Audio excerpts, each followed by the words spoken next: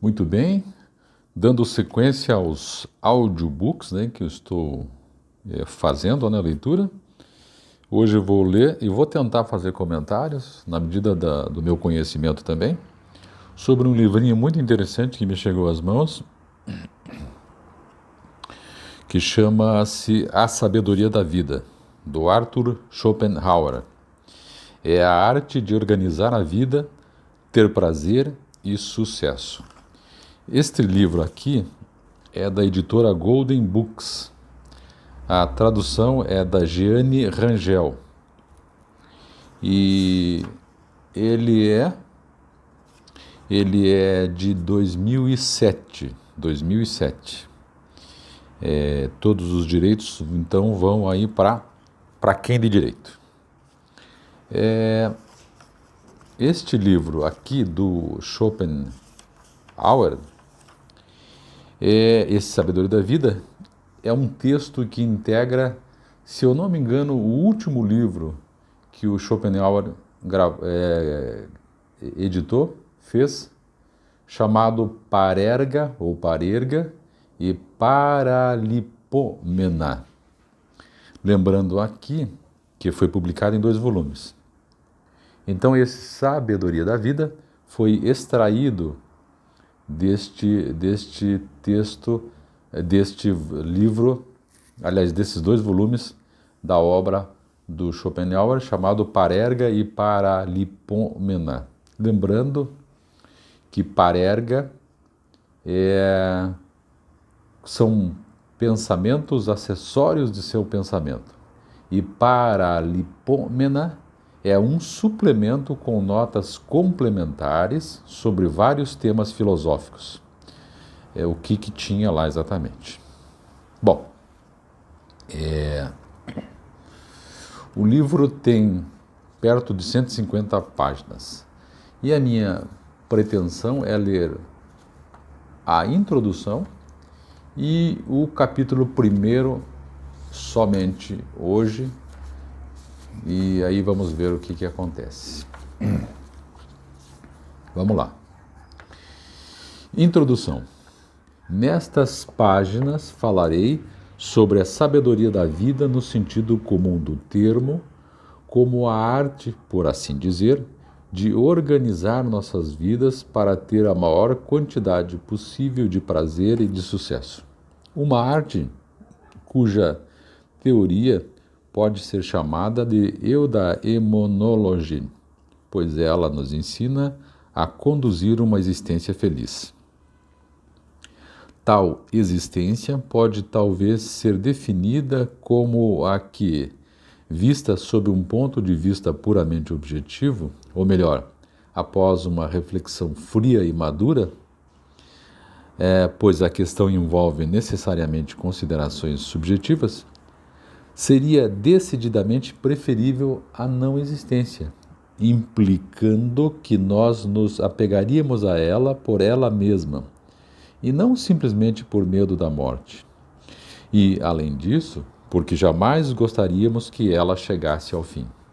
Aqui nessa introdução ele diz que a ideia aqui deste livro é tratar a vida como algo em si, e não porque a pessoa tenha medo da morte, mas porque a vida é o que ela é. Esta é a reflexão fria e madura que, segundo ele, está no livro. Vamos lá. Agora, se a vida humana corresponde, ou pode possivelmente corresponder, a esta concepção de existência, é uma questão a qual, como bem se sabe, meu sistema filosófico responde negativamente. Na hipótese eudaimonística, no entanto, a questão deve ser respondida afirmativamente. Mostrei no 2º volume do meu livro principal, lá no capítulo 49, que esta hipótese é baseada num erro fundamental. Segundo ela, ao elaborar o sistema para uma existência feliz, eu tive de concordar completamente com o mais alto ponto de vista metafísico e ético para onde levam minhas próprias teorias. E tudo o que disser aqui, até certo ponto, se apoiará sobre um compromisso até aqui. Pois, isto é, se usar o ponto de vista comum do dia a dia e adotar o erro em sua base. Minhas observações, portanto, só possuirão um valor qualitativo, pois a própria palavra eudaimonologia é um eufemismo.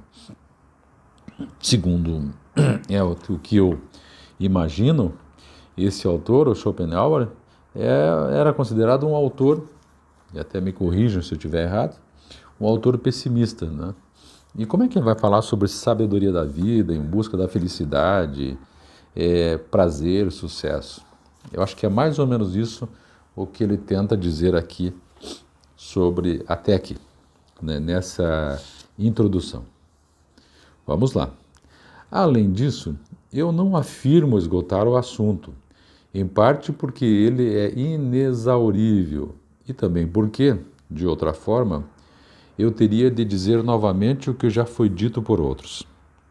O único livro escrito que eu me lembre com um propósito semelhante ao que anima esta coleção de aforismos é o de Cardani, De Utilitate ex adversis capienda, que vale a pena ser lido e pode ser usado como suplemento à presente obra. Aristóteles, é verdade, tem algumas palavras sobre eudaimonologia no 5º capítulo do seu primeiro livro, Retórica, mas o que ele disse acaba não sendo muito. Já que compilar não é o meu negócio, não fiz uso desses predecessores, mais especialmente porque, no processo de compilação, a individualidade da visão é perdida, e ela é o cerne de obras deste tipo. Em geral, de fato, os sábios de todas as épocas sempre têm dito a mesma coisa e os tolos, que em todos os tempos formam a imensa maioria, também têm agido assim do jeito deles. Fizeram o oposto e assim continuarão, pois, como disse Voltaire, deixaremos este mundo tão tolo e perverso quanto o encontramos à nossa chegada. Esta é a introdução do livrinho. Página 13 e 14 eu já li. Agora vamos para a página 15, que é o capítulo 1 do nosso objetivo aqui hoje. Vamos lá. Divisão do assunto. Capítulo 1, divisão do assunto. Aristóteles, que ele já citou no início, divide as bênçãos da vida em 3 classes. A que nos vem de fora, as da alma e as do corpo. Nada mantendo desta divisão além do número, observo que as diferenças fundamentais no quinhão que coube ao homem podem ser reduzidas a 3 classes distintas. Então agora o nosso autor, Schopenhauer, vai dividir, digamos que entre aspas, as bênçãos da vida, não é? Como fez lá Aristóteles, ele também vai dividir aqui em 3 classes distintas. Então, primeira, o que um homem é, ou seja, a personalidade, no sentido mais amplo da palavra, sob a qual estão incluídos saúde, força, beleza, temperamento, caráter moral, inteligência e educação. Aqui fazendo um adendo, ele fala homem como ser humano, não homem ou mulher nessa divisão. Então, primeiro, o que o homem é, não é? Agora, o segundo, o que um homem tem, ou seja, propriedades e posses de todo tipo. E terceiro, como um homem se situa no apreço dos outros, pelo que se deve entender, como todos sabem, o que um homem é aos olhos de seus companheiros, ou de modo mais restrito, sob que luz eles o examinam. Isto é mostrado por sua opinião sobre ele, e ela é por sua vez, manifestada pela honra com que ele é tratado por sua condição social e por sua reputação. Então, aqui a divisão do Schopenhauer, para tratar da sabedoria da vida, é dividir essas bênçãos da vida aqui em três classes distintas, né?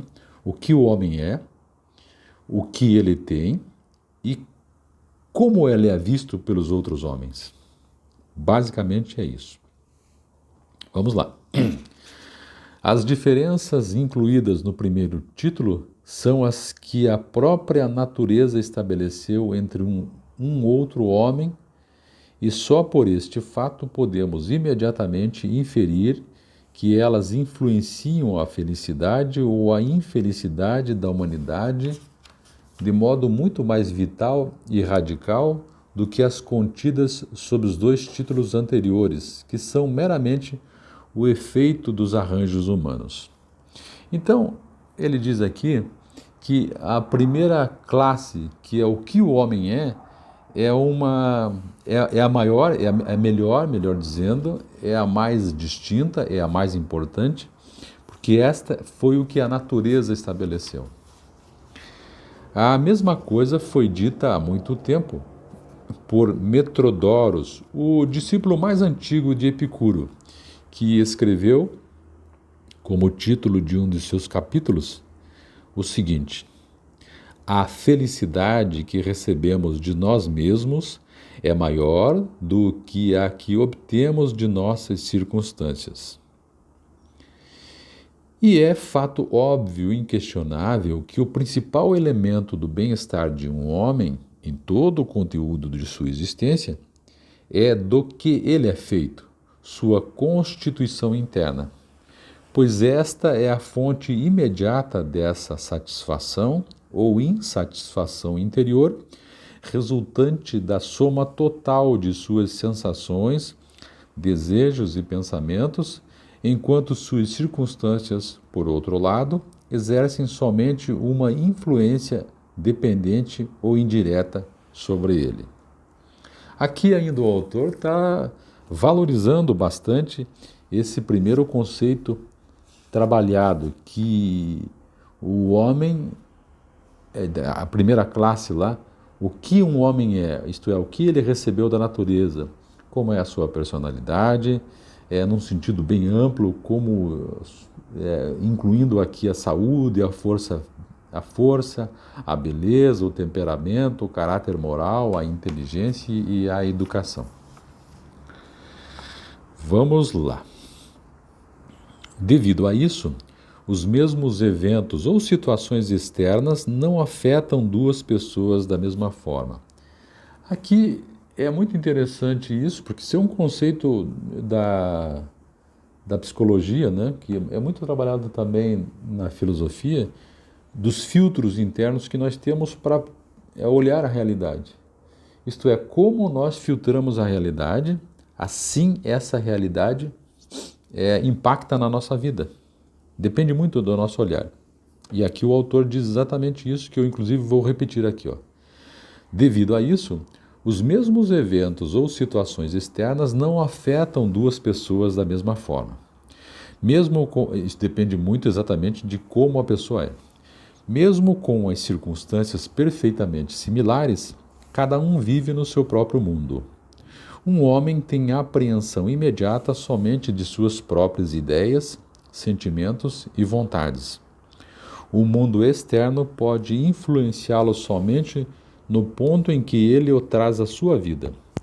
O mundo em que um homem vive se molda principalmente pelo modo como ele o vê.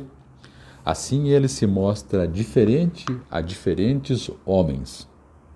De novo aqui, depende muito do filtro de cada um, né? Se você pode filtrar a realidade de modo a trazer essa realidade para a sua felicidade ou pela sua infelicidade.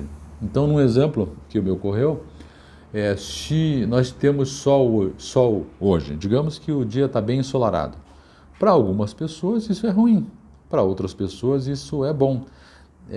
Claro, tem os seus aspectos objetivos em relação à luz solar, Mas tem muito do subjetivo aí. Tem muita gente que se sente incomodada.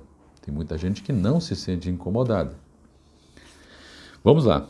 Para uns, a realidade, para uns, como o homem se vê, ele é estéril, obscuro e superficial. Para outros, é rico, interessante e cheio de significado. Ouvindo os eventos interessantes que ocorreram no curso da experiência de um homem, muitas pessoas desejarão que coisas semelhantes tivessem ocorrido também em suas vidas, esquecendo-se completamente de que deveriam invejar a atitude mental que emprestam a tais eventos e o significado que possuem quando ele os descreve. Aqui aquela ideia de que a grama do vizinho sempre é mais verdinha, né? Vamos lá. Para um homem de gênio, elas foram aventuras interessantes. Mas para as obtusas percepções do indivíduo comum, elas têm sido ocorrências rançosas de todos os dias.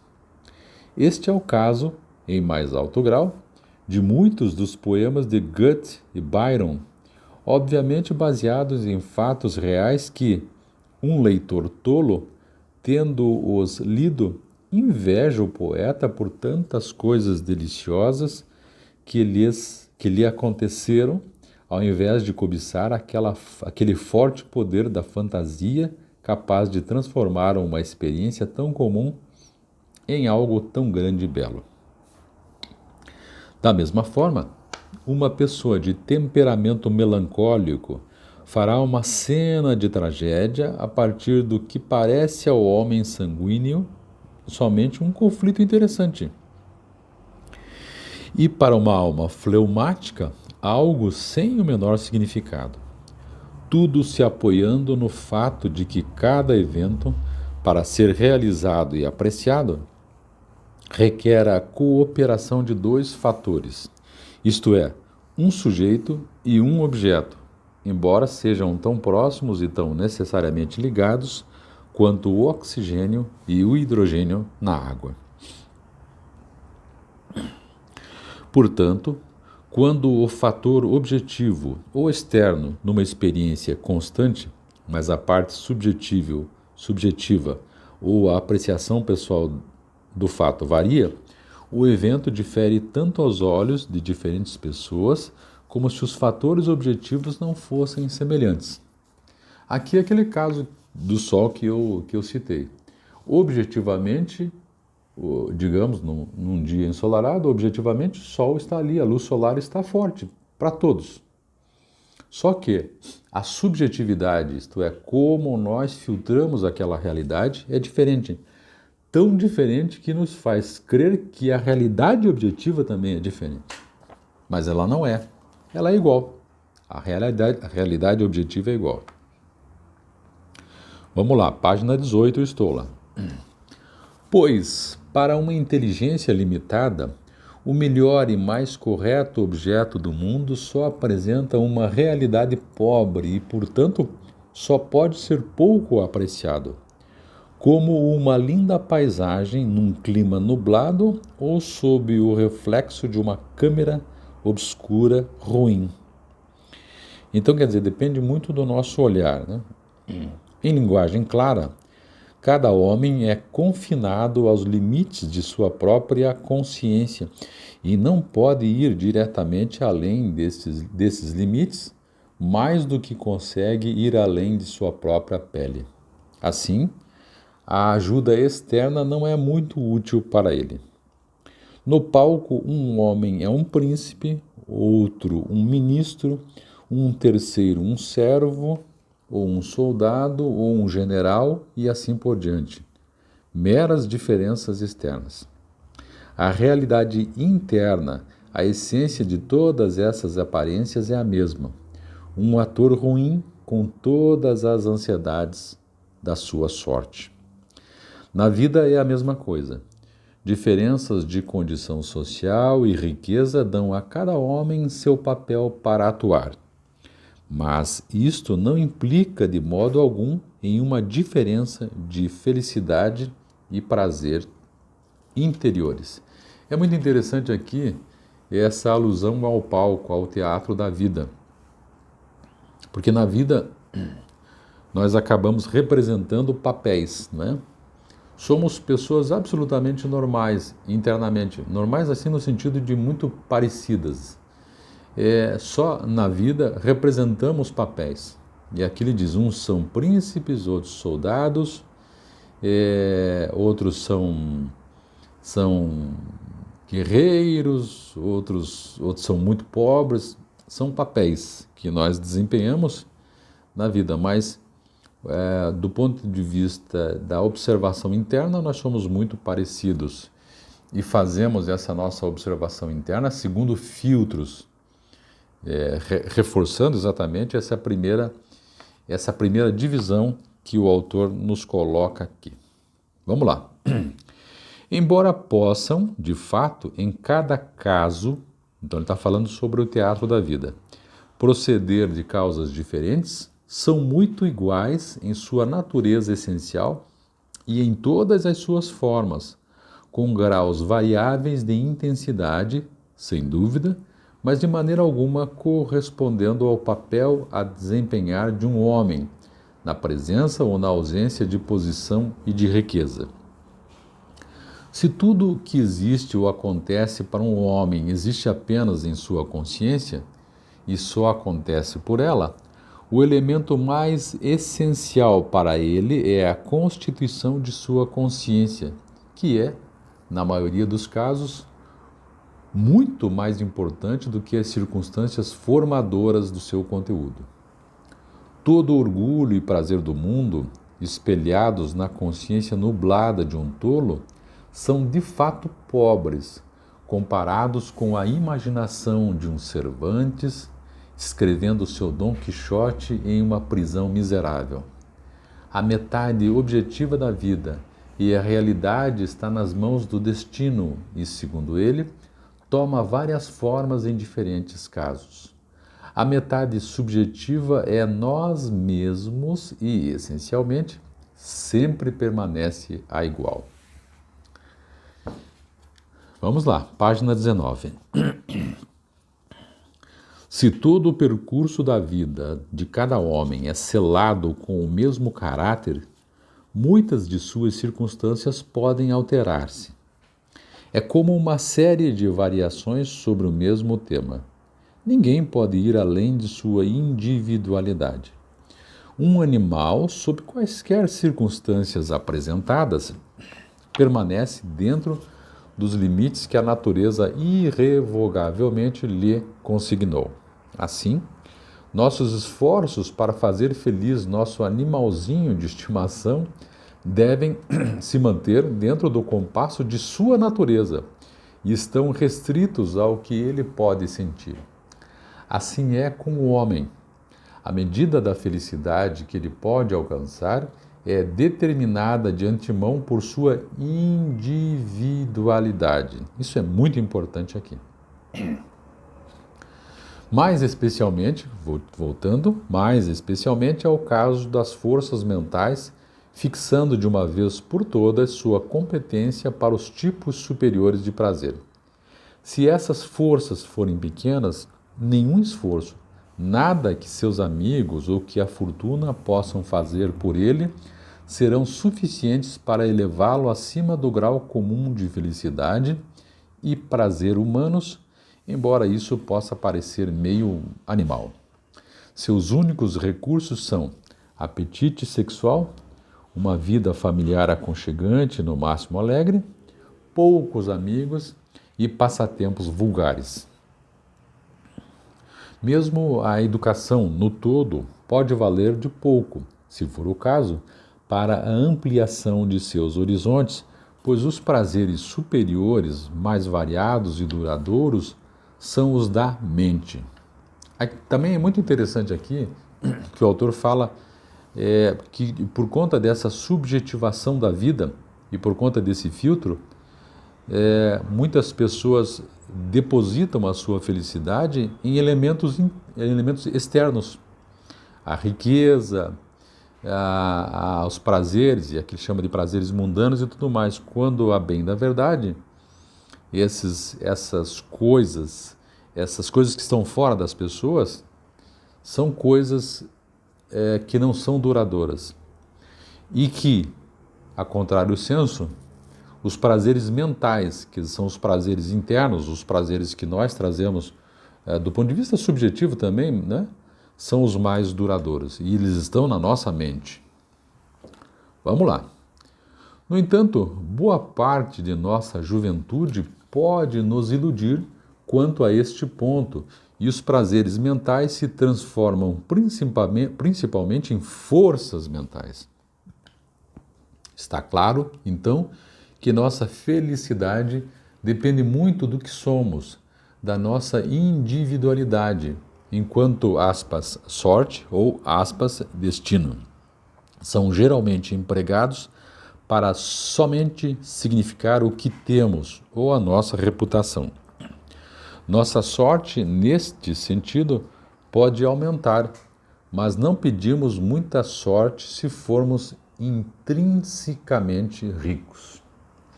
Por outro lado, um tolo permanece um tolo e um estúpido, limitado até sua hora, mesmo se rodear-se de louros no paraíso. É por isso que Goethe, em sua, aqui em alemão, né, Wettoschickendiven, não sei se é assim que se pronuncia, diz que todo homem, seja ocupando uma posição baixa na vida, seja emergindo como seu conquistador, testifica sua personalidade como o maior fator da felicidade. E aqui ele faz ele traz aqui as palavras do Goethe em alemão. Vamos lá, página 20 ainda. Tudo indica o fato, aliás, tudo confirma o fato de que o elemento subjetivo da vida é incomparavelmente mais importante para a nossa felicidade e prazer do que o objetivo. Por ditados como a fome é o melhor tempero e a juventude e a velhice não podem viver juntas, até a vida do gênio e do santo. A saúde supera tanto todas as outras bênçãos que se pode dizer realmente que um mendigo saudável é mais feliz do que um rei doentio.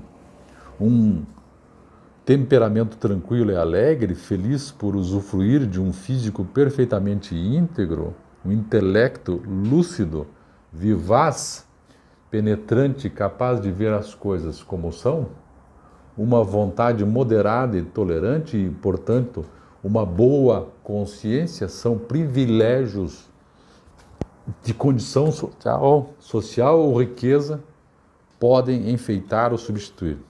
Pois o que um homem é em si mesmo, o que o acompanha quando está só, o que ninguém pode dar ou tomar, é obviamente mais essencial para ele do que tudo que ele tem como posses, ou mesmo que ele possa ser aos olhos do mundo. Isto é, de novo aqui, a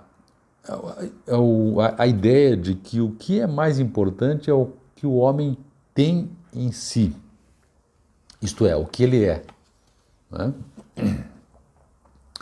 Um homem intelectual em completa solidão tem excelente entretenimento com seus próprios pensamentos e fantasias, enquanto nenhuma quantidade de distração ou prazer social, teatros, excursões e diversões podem repelir o tédio de uma pessoa simplória.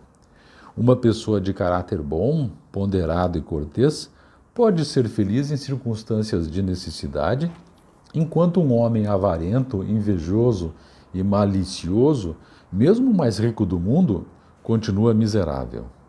Diria mais, para aquele que tem um constante deleite em sua individualidade especial, com alto grau de intelecto,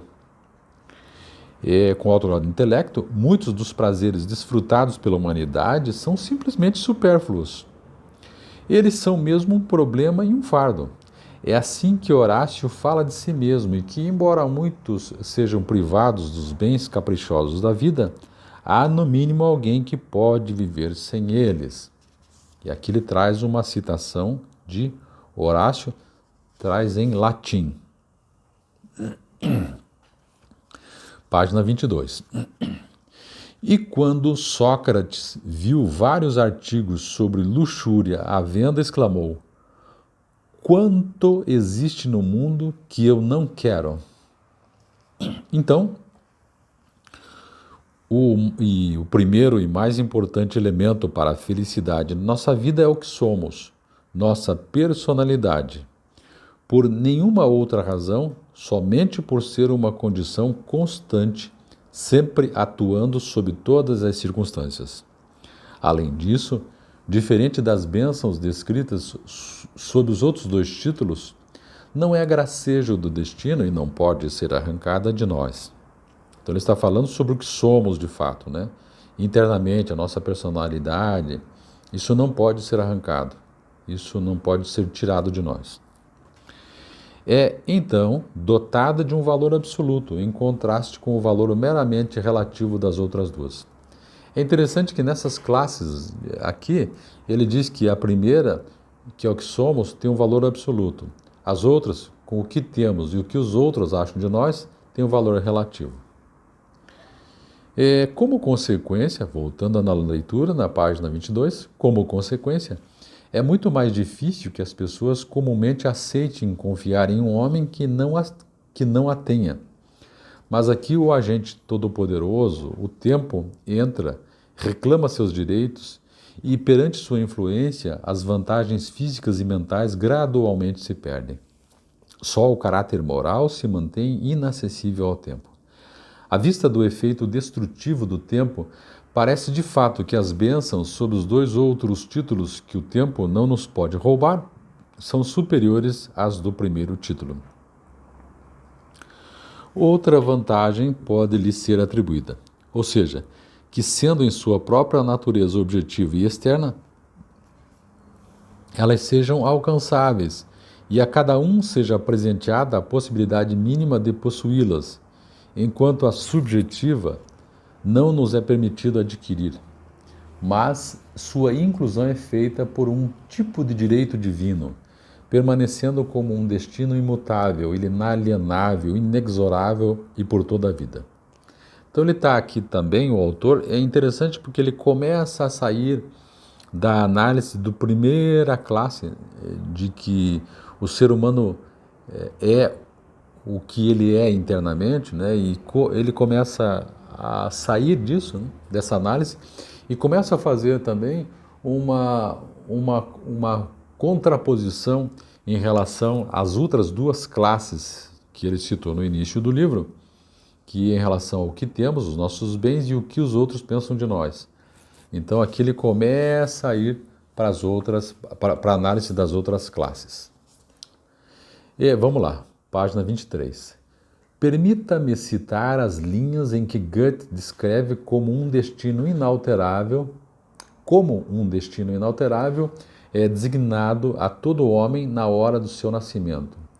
E assim só pode se desenvolver nas linhas estabelecidas para ele, como se fosse pela conjunção das estrelas e como a Sibila e os profetas declaram ele mesmo como um homem que nunca pode escapar-lhe. Nem a qualquer força do tempo é permitido mudar o caminho onde sua vida é lançada. Aí o autor aqui, na página 23, coloca uma situação em alemão do Goethe, falando exatamente sobre o destino traçado na maternidade. Parece texto de música. Continuando, página 24. A única coisa em nosso poder é fazer o uso mais vantajoso possível das qualidades pessoais que possuímos e adequadamente seguir tais buscas somente se as chamarmos à ação para nos empenharmos no tipo de perfeição que elas acatam e evitarmos todas as outras. Consequentemente, devemos escolher a posição, a ocupação e o modo de vida mais adequados para o seu desenvolvimento. Imagine um homem dotado de uma força hercúlea, compelido pelas circunstâncias a se manter em uma ocupação sedentária, com trabalhos que exijam coordenação manual requintada, por exemplo, ou se engajar em estudo e trabalho mental, demandando outras forças, justamente as que ele não tem, impelido, isso sim, a manter inúteis as forças físicas, sua melhor proeminência. Um homem assim posicionado nunca se sentirá feliz em toda a sua vida. Mais miserável ainda será a sorte do homem com alto nível de poderes intelectuais, mantendo-os completamente sem desenvolvimento ou emprego, na busca de uma vocação que não lhe requeira qualquer trabalho corporal, talvez para a qual sua força é insuficiente. Assim, em um caso desse tipo, seria nosso cuidado, especialmente na juventude, evitar o abismo da presunção e não nos atribuir uma superfluidez de força que não está presente. Também aqui ele fala sobre o que nós temos, esses potenciais internos, e que devemos desenvolver para a nossa felicidade. Cito o exemplo da pessoa que tem força bruta e não usa essa força, né? E que é obrigado a fazer um outro trabalho, obviamente que não vai ser feliz. Vamos lá, página 24. Já que as bênçãos descritas no primeiro título decididamente superam as contidas nos outros dois, o caminho expressamente mais sábio é visar a manutenção de nossa saúde e ao cultivo de nossas faculdades do que acumular riquezas. Mas isso não pode ser mal entendido como significando que devamos negligenciar a aquisição de um suprimento adequado necessário à vida. A riqueza, no sentido estrito da palavra, isto é, grande volume de supérfluos, pouco pode fazer por nossa felicidade. E muitas pessoas ricas se sentem infelizes porque não têm qualquer cultura mental verdadeira, o conhecimento, e, consequentemente, não têm interesses objetivos que os qualificariam para as ocupações intelectuais. Pois, além da satisfação de algumas necessidades reais e naturais, tudo que a posse de riqueza pode obter tem influência muito pequena sobre nossa felicidade, no próprio sentido da palavra. De fato, a riqueza a perturba porque a preservação da propriedade implica em grande número de ansiedades inevitáveis. E ainda os homens pretendem 1000 vezes mais se tornar ricos do que adquirir cultura, embora seja certo que o que um homem é contribua muito mais para a sua felicidade do que o que ele tem.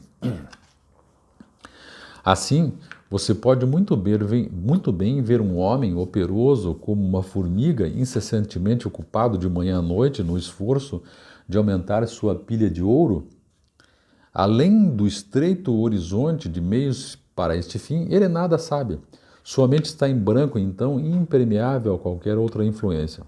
Os mais altos prazeres, os do intelecto, são para ele inacessíveis e ele tenta em vão substituí-los pelos efêmeros prazeres dos sentidos em que se compraz, só lhe restando um breve momento a um tremendo custo. E se ele tiver sorte, suas lutas resultarão em uma pilha de ouro realmente grande que deixará seu herdeiro, seja para esse torná-lo ainda maior ou para desperdiçá-lo em suas extravagâncias. Uma vida como esta, embora perseguida com seriedade e ares de importância, é tão tola quanto qualquer outra que tenha o chapéu de tolo como símbolo. Vamos lá, página 26. O que um homem tem dentro de si mesmo é, pois, o elemento principal de sua felicidade. Porque isto é, como regra, tão pouco, muito dos que são posicionados à parte da luta pela penúria, que sentem no fundo são infelizes, quanto ao que ainda estão nela engajados. Suas mentes vagam, sua imaginação se obnubila, seus espíritos são pobres e então são levados à companhia dos seus iguais. Pois, similis simili gaude, para perseguir o passatempo e entretenimento comuns, consistindo na sua maior parte de prazer sensual, diversão de todo tipo e, finalmente, o excesso de libertinagem. Um jovem de família rica entra na vida com um grande patrimônio e muitas vezes se esbanja em um período incrivelmente curto em extravagância viciosa. E por quê? Simplesmente porque, aqui também, a mente está vazia e desocupada e assim o homem está entediado com a existência. Ele foi enviado ao mundo exteriormente rico, mas interiormente pobre.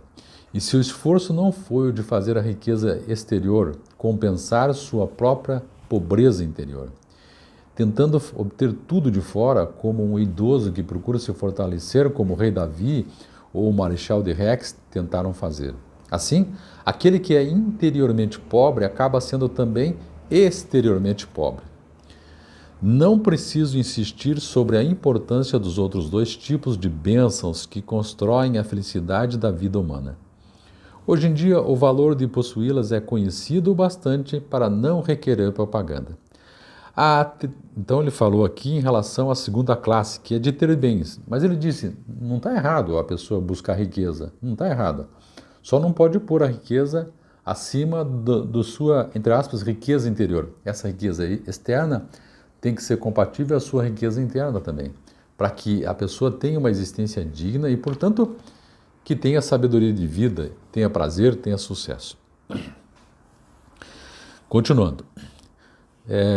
Não preciso insistir sobre a importância dos outros dois tipos de bênçãos que constroem a felicidade da vida humana. Hoje em dia, o valor de possuí-las é conhecido o bastante para não requerer propaganda. Voltando então, né? A terceira classe, é verdade, pode parecer ter, comparada à segunda, a terceira classe é qual a opinião do outro sobre mim. Então a primeira classe é o que eu tenho internamente, dentro de mim, né, que é o grande filtro da vida. O segundo, o que eu tenho de bens. E o terceiro é o que os outros pensam de mim. Como é que é a minha conformação na sociedade.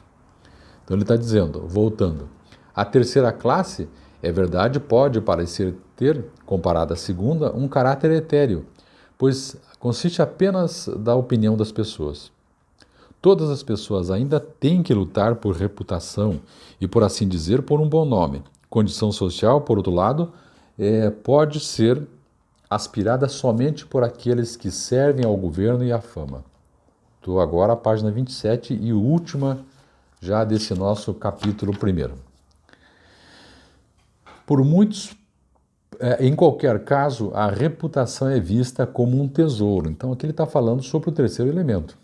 Em qualquer caso, a reputação é vista como um tesouro sem preço e a fama como a mais preciosa de todas as bênçãos que o homem pode conquistar. O velocino de ouro, por assim dizer, do eleito, enquanto só os tolos preferirão a condição social à propriedade.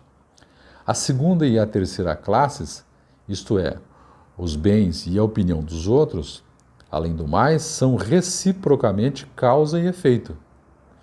Até aqui isso é verdade, conforme a máxima de Petrônios, Rabes Abeberis. E, ao contrário, o favor de outros, de todas as suas formas, frequentemente nos coloca no caminho de conseguir o que queremos. Final desse capítulo, final da leitura, mas aqui é interessante que ele estava dizendo que o primeiro elemento, que é o que nós somos, isso tem um valor absoluto na sua vida, porque nascemos assim, porque tem a ver com a nossa personalidade e nos foi dado pela natureza. Os outros dois elementos, que são os bens e a nossa fama, são relativos, e esses dois últimos se entrelaçam. Conseguindo um, provavelmente você vai conseguir o outro. Né? Conseguindo o primeiro, os bens, provavelmente vai conseguir o outro. Só que, diz o autor, rapidamente aqui, às vezes a nossa fama, isto é, o terceiro elemento, é muito mais importante. Quer ver para quem? Para quem serve ao governo, por exemplo. Para quem? Os políticos, por exemplo. Os políticos é muito interessante essa fama, isto é, o que os outros pensam de mim. A vida deles é construída por essa, muito mais, né, evidentemente, por essa terceira via. Então é isso, o nosso propósito de ler a introdução aqui, né? E também o capítulo 1, que tratou da introdução, que disse exatamente a respeito do livro, e o capítulo 1 falou sobre a divisão do assunto, né?